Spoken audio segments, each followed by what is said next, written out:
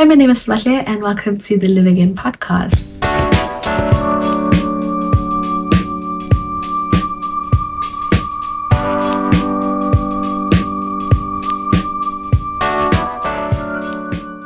I am your host, and today I'm just going to be leading you in on what's on my mind, what my thoughts are right now, and we're just going to be rambling together. I really love Dr. Katlego Silikane, and how she says her podcast name is Meet Me in My Corner, because I feel like I'm inviting you into my corner. Like, welcome into my thoughts today, welcome into my reflections and just what's going on in my mind right now. I am so productive. I woke up this morning and I was going for a walk on the promenade, and I just had this overwhelming feeling of like, I'm doing a lot right now. Work, Live Socials, which is a group that I started in Cape Town to help women make friends, content creation both on TikTok, Instagram, YouTube, this podcast. I'm doing content for friends, for their businesses. Like, I'm doing so much and I'm so productive. And then even in just my lifestyle of walking on the promenade, doing that type of stuff, not to mention like waking up diligently, going to the gym, going to church, spending time with God, spending time with friends, meeting new friends. And most of that stuff I was not doing when I was married. And it's not an indictment on the marriage, on the person. It's an indictment on me and my codependency. Anyway, I had the overwhelming feeling that I had the feeling that God was saying the world almost missed out on this person. I was listening to a pastor yesterday and he was preaching about how we really need to learn to be more discerning, and we need to learn how to turn to God so that God doesn't have to wreck our lives to get us to listen to him. And it was like God was saying, I had to wreck your life to get you to come back to me, because I had lost you. Like, I had lost you, the world had lost you, and all that is in you, and all that the world can get from you professionally, all of that stuff, creatively, because even my creation was less. I mean, so many people on social media will comment on my videos and be like, you're glowing, love this version of you, feel like we're finally seeing the real you. And it's so weird because this me always existed. I was always there, but I guess I just wasn't shining. I think last year I started Live Socials, and one of our first events was a sip and paint, and at that sip and paint I painted a sun, and obviously everyone had to stand up and explain what they painted and why. And I explained to everyone that at the time me and my ex were separated. I didn't say that publicly, but I painted a sun, and it came from the quote in Grey's Anatomy that says, so Christina Yang is speaking. She's speaking to Meredith Grey. Grey is going through a breakup with McDreamy, and she's devastated. She's feeling less than, and she's not feeling like herself. She's feeling like her worth was tied up in McDreamy. And she says to Meredith, he is very dreamy, but he is not the sun you are. And so that was my reason for painting that picture, was feeling like, I need to remember that I'm also the star of my life, I'm the sun of my life. And that feeling I had this morning, I felt like it was God really kind of reiterating that like, I had to wreck your life to wake you up and get you to come back. Because as much as Sibahle the wife was great, I need Sibahle the corporate girl, I need Sibahle the social influencer, I need Sibahle the child after God's own heart. And I lost all of that. I lost all of that. God lost all of that in me because I was just focused on being Sibahle the wife. And man, I had that overwhelming feeling in this morning. I've just been thinking about it and walking with it and carrying it. And even on that, in me speaking of how productive I've been, I'm at a go, and it's so good because I'm producing, and it's so good. I feel productive, I feel busy. I'm so busy, like I'm constantly tired. And I also don't know if I'm tired because of my sinuses or if I'm tired because I'm doing a lot, you know what I mean? But I do have the self-awareness to recognize that I will burn out, that I'm doing a lot right now in between work and social media and just everything under the sun that I'm doing, and even like impromptu things I'm doing, like emceeing for people, facilitating, all of that stuff. I do recognize that in me pushing out a podcast on a Sunday, vlog on a Thursday for YouTube, social media content throughout the week, work every single day, gym every single day, church on Sunday, Tuesday and Wednesday, and trying to do hobbies, like it is going to burn me out, and I see it and I recognize it. And so I'm making a change to the podcast structure. I'm going to do the podcast bi-weekly, so every other week I'll release a podcast episode, and I'll also release a YouTube vlog every other week. So in essence, I'm only producing one piece of long form content a week. So this Sunday it'll be a podcast, next week it'll be a vlog, the following week will be a podcast, the following week will be a vlog. Do you see what I mean? Instead of doing both every single week. I'm nervous about that because I feel like I might lose the momentum that I already have right now, but I think it's better to do it that way so that I can be consistent for a longer time rather than going on the momentum now and then burning out. One of the pastors that I listened to spoke on the same thing when she was speaking about purpose and productivity, Dr. Anita Phillips, and she was saying that God said, be fruitful and multiply. We're born to be fruitful, and we are fruitful, but we must think of it kind of like a woman and her period. Every single month, a woman produces an egg. That means every single month, a woman has a capability to fall pregnant. But not every single month is she pregnant. So you can have 1,000,001 ideas, but that doesn't mean that you need to impregnate every single idea. You can have an idea and you can let it go. You can have an idea, but it doesn't mean you must jump on it. Like, I saw a book club and I was like, oh my gosh, I love reading, I would love to join a book club. And I was like, Sibahle, whoa. Because what ends up happening is that my relationship with God suffers. I end up being so productive that I don't have time to like actually sit in God's presence. And I mean just sit and be still and give God time. Yes, you read your Bible in the morning, but it's timed. Like, it's, you know, you have 40 minutes to read your Bible, you gotta go. You give God 2 hours on a Sunday, you gotta go. But there's no time to just sit in his presence and journal and reflect and just wait for him to speak, because you're so busy. And if you dare do that, you'll probably fall asleep because you're so tired. I feel like I need to re-look at the way that I'm going about my life right now. But also, in that analogy by Dr. Anita Phillips, I need to be so careful and not jump on any bit of productivity, because you're saying that it's not bad. Like, it's not bad that you have so many ideas, and so many of them are probably good ideas and they are in the world and they are needed probably. Like, I love reading. Being in a book club would really help me to be able to like speak to others about the book that I'm reading, will help me to be more disciplined in my reading. It's not a bad thing. It's not that I mustn't do it because it's a bad thing. I mustn't do it because not every single seed needs to be planted. There is a season for things. I think that's where that passage where it says there's a season for everything under the sun, where that becomes so important, because if you try to do everything in one season, you will burn out. And I can see it coming. I don't want to have to burn out to learn the lesson. I can see the lesson ahead of time, and I'd rather take heed to that. And I think maybe that's also what I want to encourage you to do, is always be in the spirit of discerning and seeing your life, and don't wait until disaster happens for you to be able to learn the lesson and pick yourself up. Learn the lesson as you see it. Be preemptive about it. So that's one thing I'm really learning right now. Another thing is black tax. Ooh, it was just payday. It was just payday. And so you know what that means. When the money comes in, the requests come in as well. Oh, and I struggled with black tax. I struggled with it for so long, and that like just feeling the frustration, the burden, the resentment, all of that stuff of constantly having to give. And it's not that constantly having to give. I think it's okay to give. And I think every single month this year, I've had to sow into a family member or a friend's life. I think it happens so much and you accept it and you understand it. But I think this month I was really looking forward to buying myself a new pair of shoes. You know what I mean? Because I never give from my essentials in terms of groceries, food. Like, I need to have enough money to sustain in terms of groceries, food, electricity, rent. But then it's obviously from the leisure money, the money you would spend to go out on restaurant week, the money you would spend to buy yourself new sneakers, all of that stuff. That's where, okay, you sacrifice and you give because other people are in need. And so I had been wanting to buy myself new shoes, and I'm going to Rwanda at the end of the month. I wanted to, book some things to do and all of that stuff. And then I got a request for money.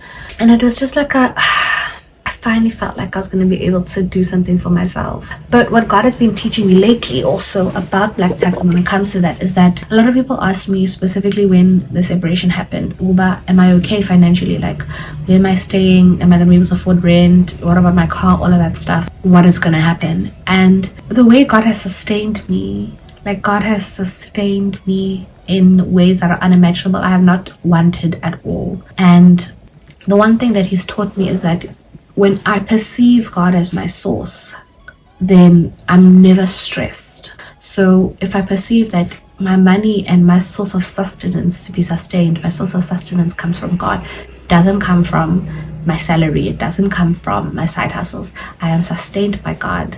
It's like in the passage, Sana, I can't remember the actual verse, but I think it's Elijah who God sustains with birds, and birds come and they literally drop food on him when there is a famine, and God sustains him. Like, when there's no food to eat, God brings food to him by a raven. And it's like constantly remembering that my source is God, and that's what's enabled me to be able to give every month. Like, anytime a family member comes and needs something, I give, and it's not loan, you give. And that's allowed me to be able to give, is knowing that, like, ditata from my savings, ditata from what I thought I was going to use this month, and because they need it, and I don't have fear afterwards, and I don't have anxiety about what am I going to do, or if I give this person, how am I going to afford wow, because I know that God's my source. Something always reminded me, even in me going back to God and going back to tithing, me and God weren't good. Me and God weren't in a good relationship for years. And then when me and God finally started getting good again, I felt that call that, it's time for you to sow into God's kingdom through tithing. And guys, tithing is 10% of your income, hey? It's a lot. And right before God had called me to tithe, I had already met with like a financial planner, and I was gonna start doing investments and all of that stuff, and I budgeted such that I can do it. But then when I saw that first I need to tithe, I was like, I can't afford to do this anymore. I can't afford to sow into these investments, not right now, because financially, if I'm tithing, I don't have enough money left over to be investing. And it felt like such a sacrifice in the moment, but I remember God telling me that, like, listen, you are showing your priorities. This 10% was never yours.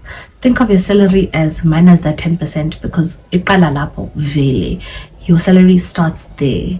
It doesn't start above that 10%, because that was never yours to begin with. And being fruitful and faithful in that, you will see God continue to show up in your life. I'm not saying that He's going to multiply my income, but in terms of sustenance, it's not always like God isn't always like a pro quo, in that if you give money, He returns money. Sometimes you give money and He returns in other ways, in friendship, in other things. Like, it isn't always give an apple, receive an apple. So it's not that, if you give 10%, God's going to give you financially, even more. Number one, learning that principle of like giving, and that I'm giving what is His, and I'm putting priority into Him. Would see what the church does with the money. Would see if the church is doing it correctly. Would see if I feel like the church is laundering money, whatever. I do what I need to do. I do my part, and my part is giving to the kingdom. They will be accountable to God for what they do with it, but I've done my part, and I have honored what God has asked me to do. And after that, God really let me in. But when it comes to then giving to others, God really put it in my heart that, like, as a salary or as whatever other income, like, God gave me that money, and He gave it to me because He trusts me to steward it well. He trusts me not just to steward it well for my own life, but He trusts me to be a vessel for others as well. I will be disciplined to steward the money well in the way that God has desired it to be.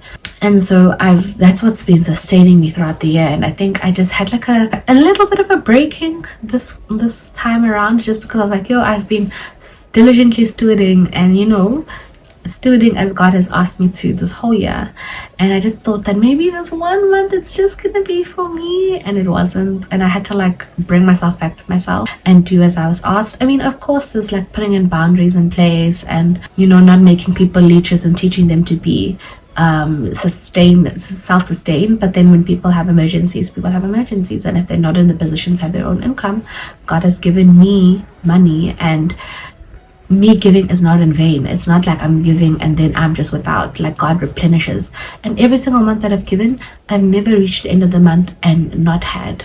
Like, He sustains in one way or another. He sustains. Sometimes that also makes me feel, as much as stressful as that sounds, it's also really helpful, because it also makes me feel less worried about my finances, because now I'm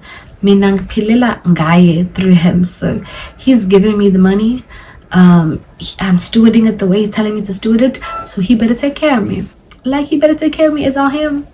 That is on Him. That is not my business. And get some pile, and I pray and I discern and I give when He asks me to do so. So now when the month is ending and He better make a way, because like, I'm being disciplined.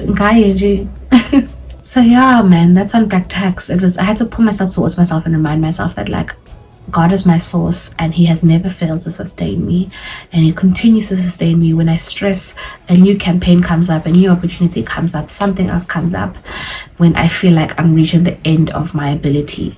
So He has been faithful to sustain. So at no point must I then put it into my own hands, because then I'm going to be relying on myself, and that's going to be stressful, because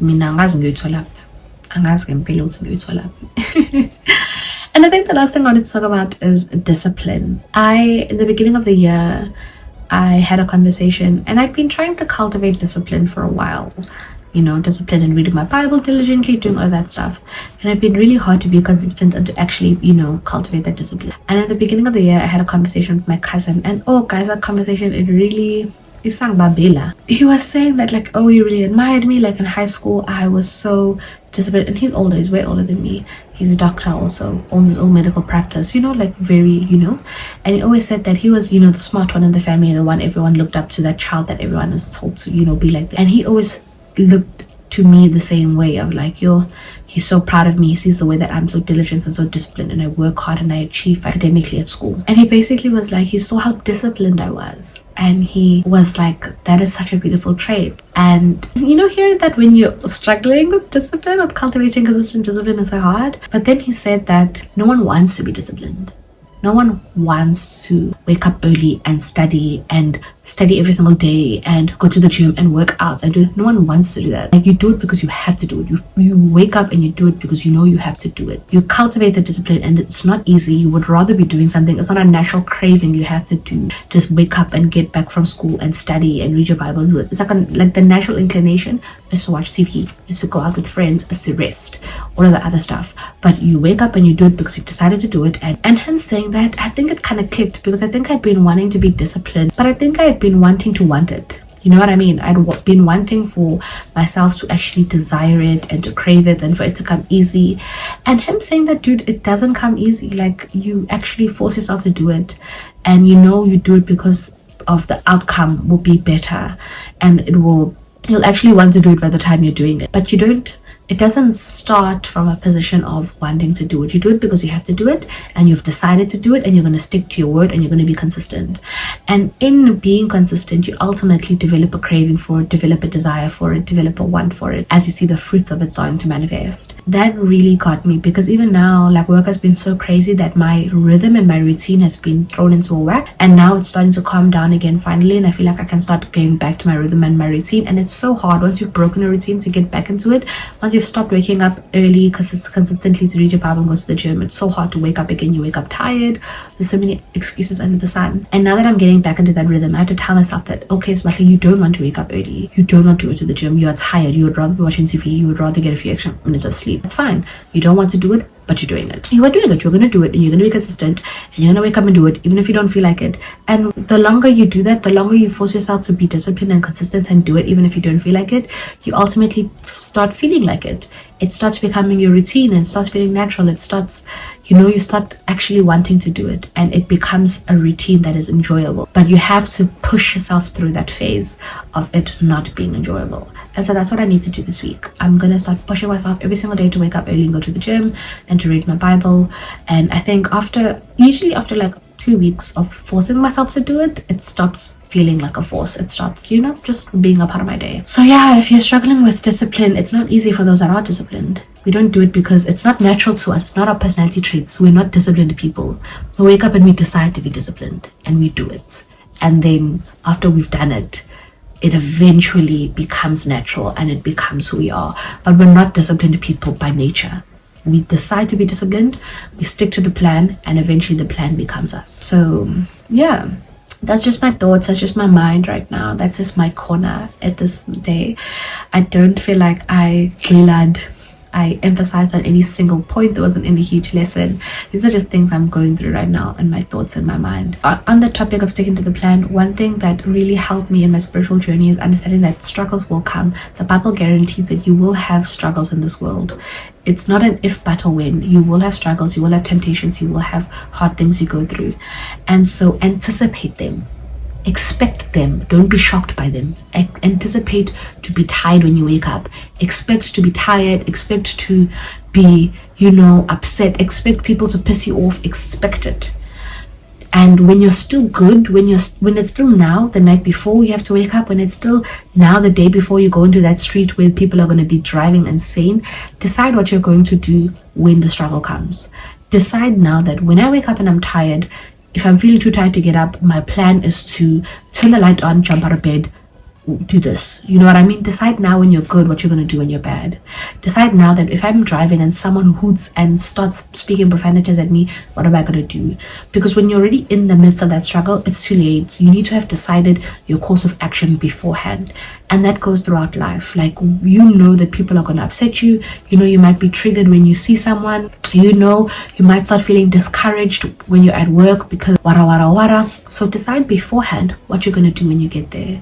Set up a plan of action. You can't go through life just waiting for things to happen and then react, because you'll never be living on purpose. You really need to decide ahead of time that, listen, people are going to piss me off, and when someone pisses me off, I'm going to stop, breathe in, breathe out, count 5 seconds, and then respond. When my manager sends me an email that really annoys me, I'm going to stop, take a walk, come back, smile at myself, listen to gospel music, then respond.